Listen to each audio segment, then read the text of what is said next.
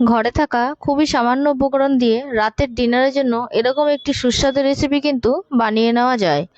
আমি বানিয়েছিলাম ঘরে থাকা সামান্য পেঁয়াজ, ক্যাপসিকাম আর টক দই দিয়ে। এটা কিন্তু রাতের ডিনারের জন্য খুবই ভালো লাগবে, আর আমি রুটির সাথে পরিবেশন করেছিলাম। এটা কিন্তু পরোটার সাথেও দারুণ লাগবে। প্রথমেই আমি ক্যাপসিকাম আর পেঁয়াজ একদম সরু সরু করে কেটে নিয়েছি। তার সাথে আরও কিছু পেঁয়াজ আমি কুচি করে একদম কেটে নিয়েছিলাম। তারপরে রসুনও কিছুটা কুচি করে কেটে নিয়েছি, আর কাঁচা লঙ্কাও আমি চিড়ে নিয়েছিলাম।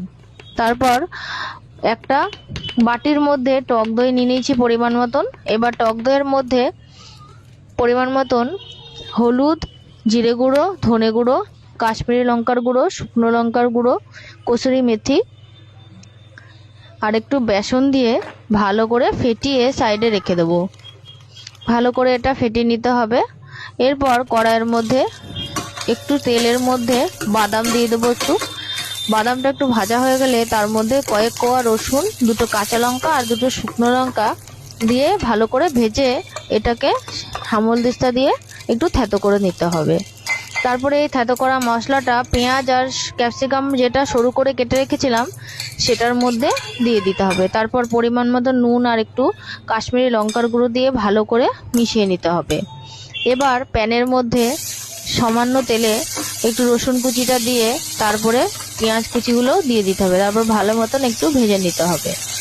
তারপরে দিয়ে দিতে হবে স্বাদ মতন নুন।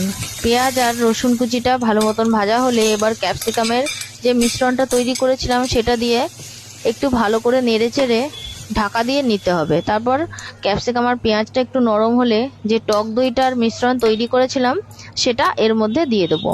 এবার ভালো করে মিশিয়ে নিয়ে 5 থেকে 7 মিনিট মতন ঢাকা দিয়ে রাখবো। তারপর যখন তেল ছেড়ে আসবে ওপর থেকে কাঁচা লঙ্কা চেরা আর ধনেপাতা কুচি দিয়ে আবারও ভালো করে মিশিয়ে নেব।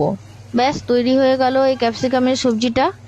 মাত্র 10 থেকে 15 মিনিটের মধ্যেই কিন্তু এই রেসিপিটা তৈরি হয়ে যায়, আর খেতে অসাধারণ লাগে। তোমরা একবার বিরিয়ানির সাথেও ট্রাই করে দেখতে পারো, বিরিয়ানির সাথেও কিন্তু ভালোই লাগবে এই রেসিপিটি।